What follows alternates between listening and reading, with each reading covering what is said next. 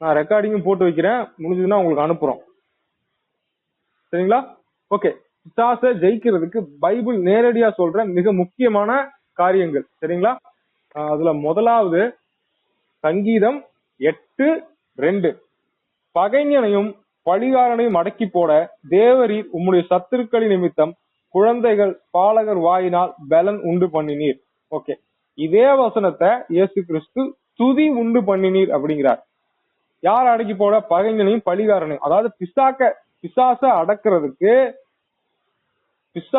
அடக்கிறதுக்கு தேவனுடைய சத்துருவாகிய பிசாசு நிமித்தம் ஆண்டவர் குழந்தைங்க பாலகர்னா ஒண்ணும் அறியாத சாதாரண மக்கள், ஏழையான மக்கள், எதுக்குமே உதவாதவங்க, இவங்களை எல்லாத்தையும் ஆண்டவர் ரட்சித்து அவங்க வாயில பலன் உண்டு பண்ணாரா? வாயில பலன் அப்படின்னா என்ன அப்படின்னா அவங்க வாயில கடவுளை துதிக்க ஆரம்பிச்சுட்டாங்க.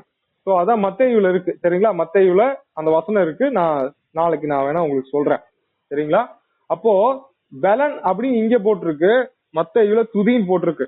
அப்போ எப்ப பிசாச அடக்க முடியும்? துதிச்சா அவனை அடக்க முடியும், அவனை ஜெயிக்க முடியும்.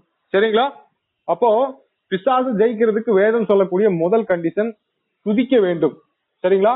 யார் யார் வீட்டுல போராட்டம் இருக்குதோ, யார் யார் வீட்டுல பிரச்சனை இருக்குதோ, நீங்க சுவிசேஷ பாடல்கள், வீட்டுல கிறிஸ்தவ பாடல்கள் அதை போன்ல ஏத்தி வச்சுட்டு நீங்க 24 மணி நேரம் ஓட விடுங்க. எத்தனை நாள் ஓட விட முடியுமோ ஓட விடுங்க. உண்மையிலேயே ஓட விடுங்க. நீ எவ்வளவு துதிக்கிறீங்களோ அந்த அளவுக்கு பிசாசின் மேல் வெற்றி கிடைக்கும். எதுக்கு இந்த அந்நிய பாஷை டெய்லி 15 நிமிஷம் தமிழ்லயே ஜோம் பண்ண வேண்டாம் பேச சொல்றோம் அப்படின்னம்னா, அந்நிய பாஷை அப்படிங்கிறது ஸ்தோத்திரம் செலுத்துதல், ஆண்டவரை துதிக்கிறது. எதுல இருந்து? சரீரத்திலிருந்து இல்ல, ஆவியிலிருந்து துதிக்கிறது. சரீரத்திலிருந்து துதிச்சா நம்ம அறிவுக்கு எட்டுனதை தான் துதிப்போம். ஆனா ஆவியிலிருந்து துதிச்சா பரிசுத்த ஆவியானவர் மூலமா நமக்கே அறியாத காரியங்களை எல்லாம் சொல்லி கடவுளை துதிக்கும் போது பிசாசு நம்ம வாழ்க்கையில செய்ய நினைக்கிறத எல்லாத்தையும் நம்மளால ஜெயிக்க முடியும். சோ பிசாசுக்கு எதிரான ஒரு மிகப்பெரிய பலன் துதி. சரிங்களா? ஃபர்ஸ்ட் இதை புரிஞ்சுக்கணும். ரெண்டாவது, பிசாசை எப்படி ஜெயிக்கலாம் அப்படின்னா 1 பேதுரு 5ஆம் அதிகாரம் 7வது வசனம் 8வது வசனம் நினைக்கிறேன்.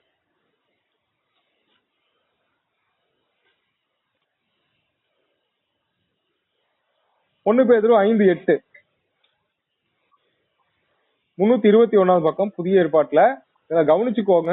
பைபிள் எடுக்க முடியாதவங்க, படிக்க முடியாதவங்க கவனிச்சுக்கோங்க. சரிங்களா? ஓகே, இப்ப நல்லா கவனிங்க. தெளிந்த புத்தி உள்ளவர்களாயிருங்கள், விழித்திருங்கள். ஏனெனில் உங்கள் எதிராளியாகிய பிசாசானவன் கெர்ச்சிக்கிற சிங்கம் போல் எவனை விழுங்கலாமோ என்று வகை தேடி சுற்றி திரிகிறான். விசுவாசத்தில் உறுதியா இருந்து அவனுக்கு எதிர்த்து நில்லுங்கள். உலகத்தில் உள்ள உங்கள் சகோதரிடத்திலே அப்படிப்பட்ட பாடுகள் நிறைவேறி வருகிறது என்று அறிந்திருக்கிறீர்களே. அதாவது உலகத்துல நடக்கிற எல்லா பிரச்சனையும் வச்சுட்டு பிசாசு என்ன சொல்லுவான் அப்படின்னா நிறைய பொய் சொல்லுவான். கடவுள் மேல இருக்கிற நம்பிக்கையை போக வைப்பான். கடவுள் உன்னை கைவிட்டாரு, கடவுள் தேவன் உங்க இல்ல, உன்னை விட்டு போயிட்டாரு, அதை பண்ணிட்டாரு, இதை பண்ணிட்டாரு, அவருதான் இந்த பிரச்சனையெல்லாம் அனுமதிச்சாரு அப்படின்னு சொல்லி தேவனை சந்தேகப்பட வச்சு பொய்ய நிறைய பிசாசு காதுல ஓதிக்கிட்டே இருப்பான். அதனாலதான் வசனம் சொல்லுது, அவன் சொல்ற பொய்ய கேட்காம தேவனை விசுவாசிக்கணும். அவன் சொல்ற பொய்க்கு எதிராக விசுவாசிக்கும் போது பிசாசை ஜெயிக்க முடியும். சரிங்களா? இது ஒரு முக்கியமான விஷயம். சரி, அடுத்தது இன்னொரு விஷயம் வேதம் சொல்லுது. யாக்கோபு 4:7.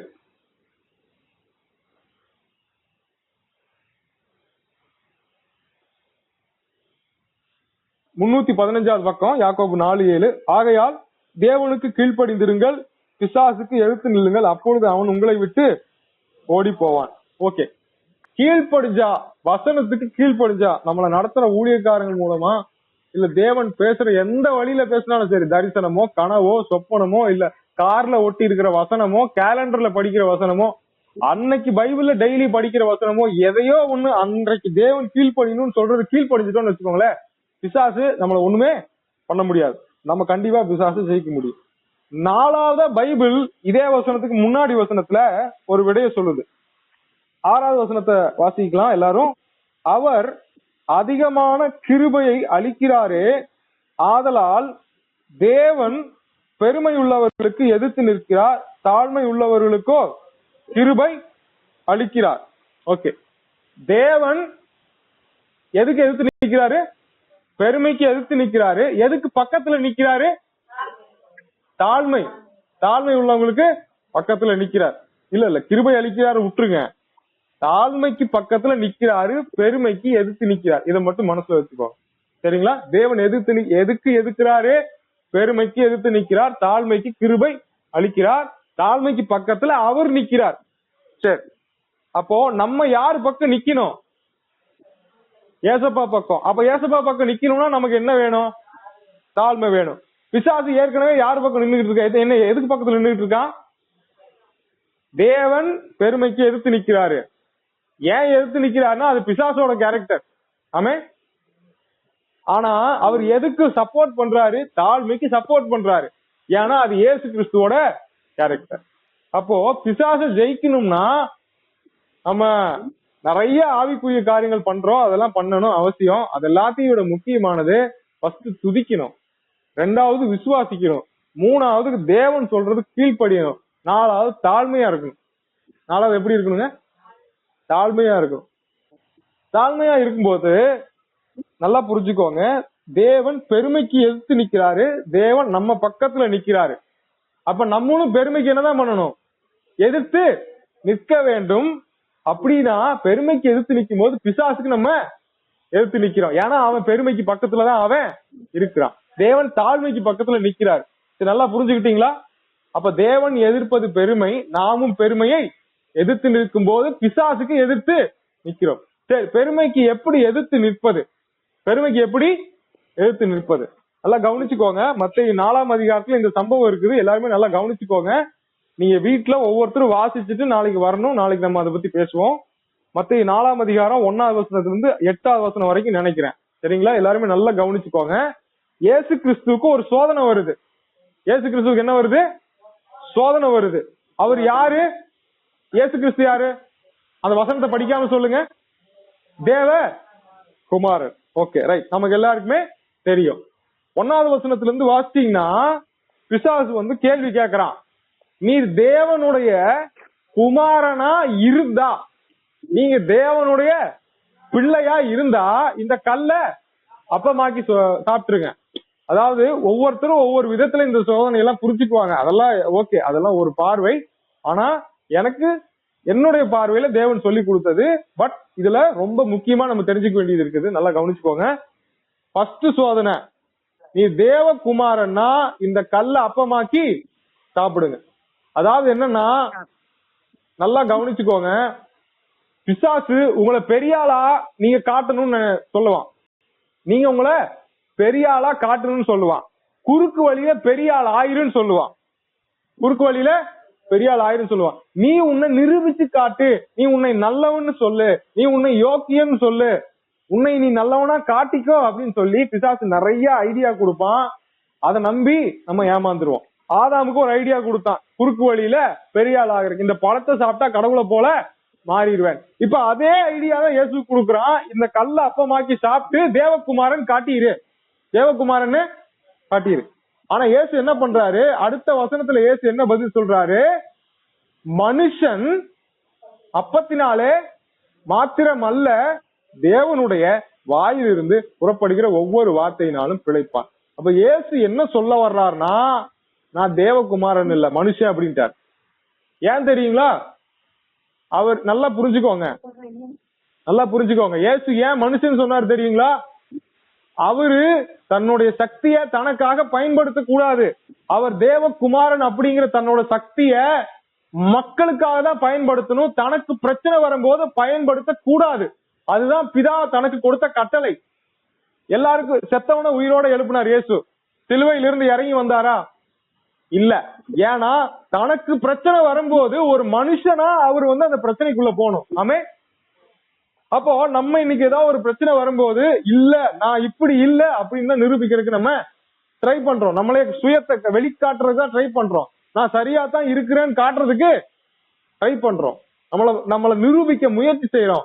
ஆனா இயேசு என்ன பண்ணவே இல்ல, நிரூபிக்கவே இல்ல. ரெண்டாவது ஒரு சோதனை வருது. என்ன பண்றான்? உயரமான ஒரு தேவாலயத்தோட உப்பரிகையில கொண்டு நிறுத்திட்டு ரெண்டாவது தடவை அதையே கேக்குறான். நீ தேவகுமாரன் நிரூபியும் ஐயா, நீ பெரிய ஆளா உங்களைய காட்டுங்க. எப்படி காட்டுங்க? மேல இருந்து கீழே ஜம்ப் பண்ணிருங்க, தேவதூதர்கள் எல்லாம் வந்து உங்களை கூட்டிட்டு போவாங்க. அப்போ இயேசு என்ன சொல்றாரு? வசனத்தை சொல்றார், உன் தேவனாகிய கர்த்தரை பரீட்சை பாராது இருப்பாயாக என்று எழுதி இருக்கிறது. நான் தேவகுமாரன் சொல்லியிருந்தா அவர் குதிச்சிருப்பாரு. அவர் சொல்லல, என் தேவனாகிய கர்த்தரை நான் சோதிக்க கூடாதுன்னு சொன்னாரு. அப்ப என்ன சொல்ல வராரு? நான் மனுஷன்தான், என் தேவனை நான் சோதிக்க மாட்டேன். தன்னை தாழ்த்துகிறார் இயேசு. என்ன பண்றாரு? தாழ்த்துகிறார். இயேசு ஏன் தாழ்த்தினார்னா, ஆதாம் பழத்தை சாப்பிட்டு கடவுளை போல ஆக ஆசைப்பட்டான். அவன் தான் பெரியவனா பார்க்கணும்னு ஆசைப்பட்டான் ஆதாம். சரிங்களா? அதே சோதனையத்தான் இயேசு கிறிஸ்து கிட்ட பிசாசு வந்து கொண்டு வர்றான். கண்களின் இச்சை, மாம்சத்தின் இச்சை, ஜீவனத்தின் பெருமை, அதெல்லாம் அது தனித்தனியா எல்லாம் கிடையாது. ஒரே சோதனை. இயேசுக்கு வந்த 3 சோதனையிலும் ஒண்ணுதான். இயேசு பெருமையா மாறணும், இயேசு பெருமை பிடிச்சவரா இருக்கணும். ஆனா இயேசு பெருமையை ஜெயிச்சார். 3ஆவதா எப்படி ஜெயிக்கிறாரு? முதல் 2 தடவை மனுஷன் சொல்லிட்டாரா? சரி, மனுஷன் தேவதூதர்களை விட பெரிய ஆளா சின்ன ஆளா? மனுஷன் தேவதூதர்களை விட பெரிய ஆளா சின்ன ஆள்? சின்ன ஆள். வசனம் சொல்லுது, நீர் அவனை தேவதூதரிலும் சற்று சிறியவனாக்கினீர். அப்ப பிசாசு என்ன சொல்ல வர்றான்? ஐயா, நீர் என்னை விட இப்ப சின்ன ஆளு, நீர் என்னை விட சின்ன ஆளு, என் காலில் விழுந்து வணங்கிருங்க. எப்படி? இயேசு கிறிஸ்து சொன்ன விடையவே அவருக்கு அப்படி ரிவீட் அடிக்கிறான் பிசாசு. அவருக்கே வந்து என்ன பண்றான்? தட்டியை கவுத்து விடுறான். புரிஞ்சுக்கிட்டீங்களா? இதை நான் விளையாட்டா பிரசங்கம் பண்ணல, கொஞ்சம் சீரியஸா எடுத்துக்கோங்க.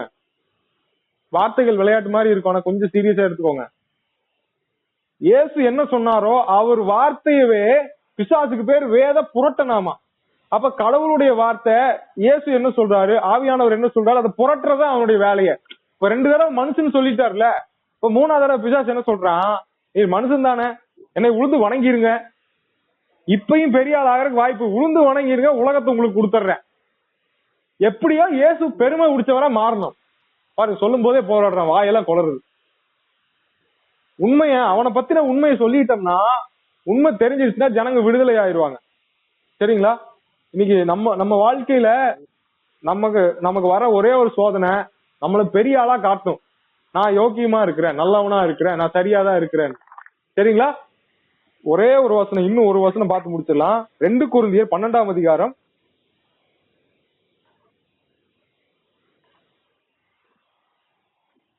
செத்தவங்களை எல்லாம் ஒருத்தர் எழுப்பினாரு, ஆனா அவர் வாழ்க்கையில பிசாசு போராட்டம் இருந்துச்சு. பாருங்க, 2 கொரிந்தியர் 12ஆம் அதிகாரம் 255வது பக்கம்.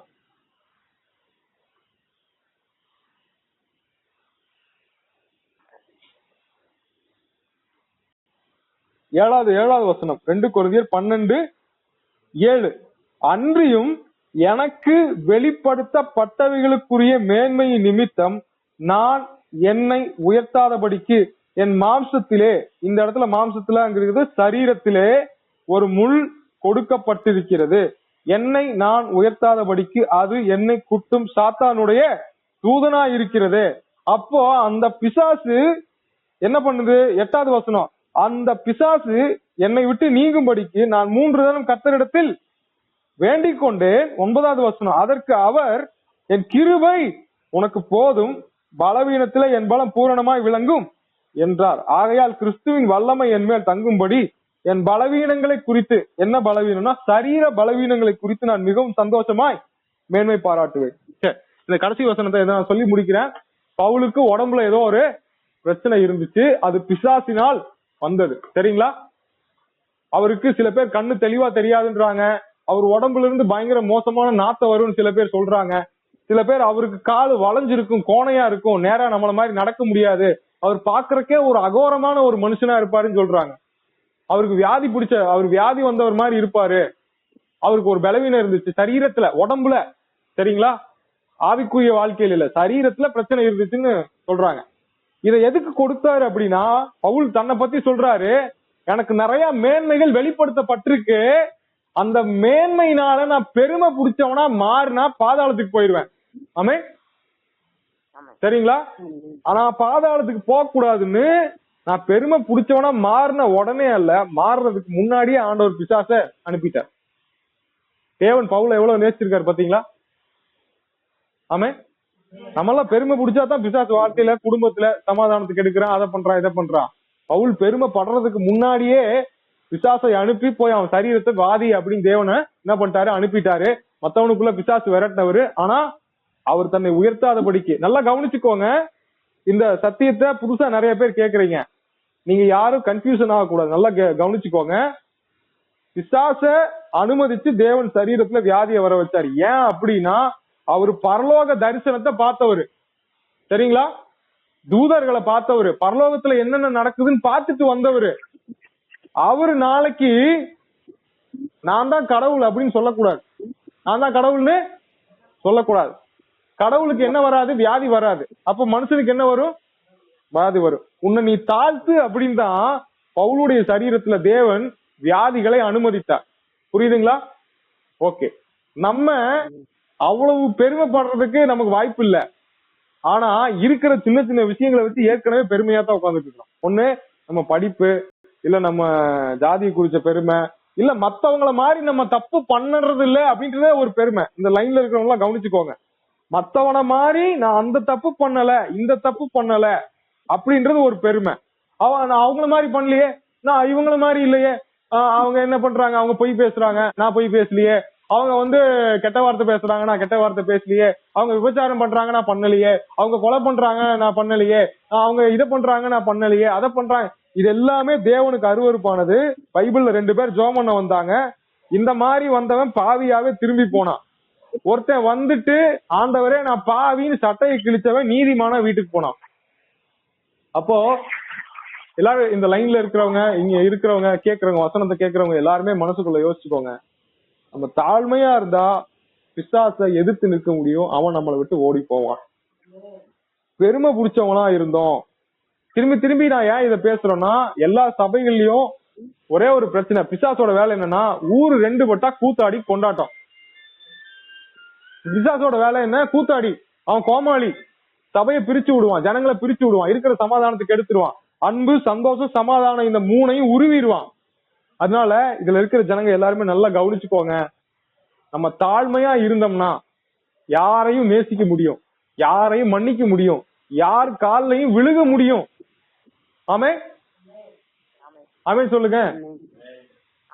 நான் ஏற்கனவே சொன்ன அந்த சாட்சியெல்லாம் ஞாபகம் வச்சுக்கோங்க. அமெரிக்கால ஒருத்தங்க தன்னுடைய பொண்ண ஒருத்தன் கொன்னுட்டான், ஒரு காதலன், அவன் கொன்னுட்டான். அவன் ஜெயிலுக்கு போயிட்டு வர்றான். வந்த உடனே அவன் வர்ற வெளியில, ஜெயில இருந்து வெளியே வர்ற நாள் அந்த அம்மா போய் நின்னு வக்கீல் கிட்ட கூட்டிட்டு போய் கொலை செஞ்ச அந்த கொலைகாரனை தன்னுடைய பையனை தத்தெடுத்தாங்க. அவங்கதான், அதான் கிறிஸ்துவின் அன்பு. ஆமே, அந்த மாதிரி நம்மளால வாழ முடியும், எப்படிப்பட்டவங்களையும் மன்னிக்க முடியும். ஆனா இன்னைக்கு சின்ன சின்ன விஷயத்தை எல்லாம் சொம்பு தூக்குற மாதிரி நம்ம சொம்பு தூக்கிட்டு இருக்கிறோம். ஆனா இதெல்லாம் தூக்கி வச்சுக்கிறோம், மூஞ்சி தூக்கி வச்சுக்கிறோம், திருப்பிக்கிறோம், சலிச்சுக்கிறோம். யார் மேல, நமக்கு விட பெரியவங்க மேல கோவப்பட்டுக்கிறோம், சரிங்களா? நமக்கு மேல அதிகாரத்துல இருக்கிறவங்க மேல கோவப்பட்டுக்கிறோம், நம்ம மேல பொறுப்பா இருக்கிறவங்க மேல, நம்ம மேல ஜபிக்கிறவங்க மேல கோவப்பட்டுக்கிறோம், சலைச்சுக்கிறோம், பகைச்சுக்கிறோம்.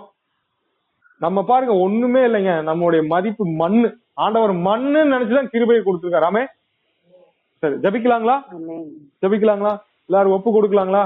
என்ன ஒப்பு கொடுக்கணும்? ஒப்பு கொடுக்கறதுன்னா என்ன, தேவன் கையில நம்மள கொடுக்கணும். என்னத்தை கொடுக்கணும் அப்படின்னா, ஆண்டவரே தாழ்மையா இருக்கிறதுக்கு என்ன உங்க கையில கொடுக்குறேன்.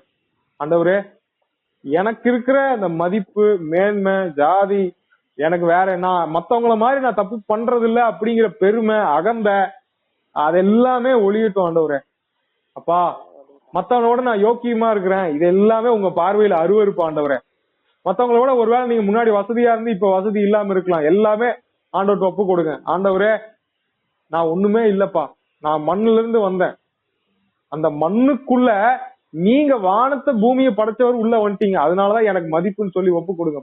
ஸ்தோத்திரம் ஆண்டவரே. பரிசுத்த ஆவியானவரே உங்களுக்கு நன்றி செலுத்துகிறோம். அப்பா, ஒவ்வொருத்தருடைய வாழ்க்கையிலும் பல விதங்கள்ல பிசாசுடைய போராட்டத்தை நாங்க பாக்குறோம்ப்பா. முதல்ல ஆண்டவரே அப்பா, எல்லாரும் துதிக்கிறவங்களா மாறட்டும். ஓ அழுகிறவர்களா அல்ல, துதிக்கிறவர்களாய் மாற்றுங்கப்பா. ரேபா ஷாக்கா தாரபாலரபடபா. ஓ துதிக்கிறவன், ஓ தேவனை மேன்மைப்படுத்தும் போது பிசாசு, ஓ ரிபதலபரபா ரிபதலபரபா, தேவனுடைய பிரசனம் இறங்கும் போது பிசாசினால் கிரியை செய்ய முடியாது. ஓ தேவ பிரசன்னம் பர்வதங்களை மெழுகு போல உருக செய்யும், மலைகளை மெழுகு போல் உருக்கும். பிசாசு கொண்டு வருகிற சோதனைகளை மெழுகை போல உருக்கும். நம்ம முதல்ல துதிக்கிறவங்களா ஆண்டவரே எங்களை மாற்றுங்க.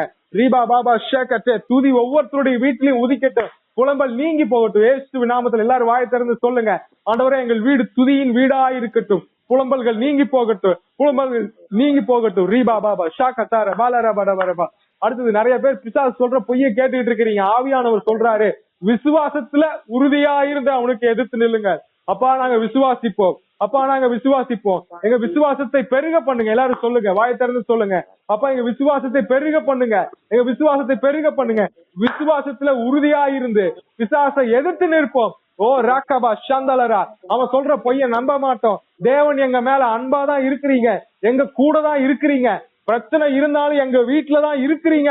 ஓ ஹalleluya, அதையெல்லாம் ஜெயிக்கிறதுக்கு எங்களை வழி நடத்திட்டு இருக்கிறீங்க. ரீபா சந்தலரா, எந்த பிரச்சனையும் உங்களை விட பெருசு இல்ல. ஆவியானவரே உங்களை விட பெருசு இல்ல. நாங்க ஜெயிப்போம் ஜெயிப்போம் ஜெயிப்போம். இயேசு ஜெயித்ததுனால நாங்க ஜெயிப்போம். ரேபா ஷாக்க தார பால ரபடபா ரிபதல பரபடபா.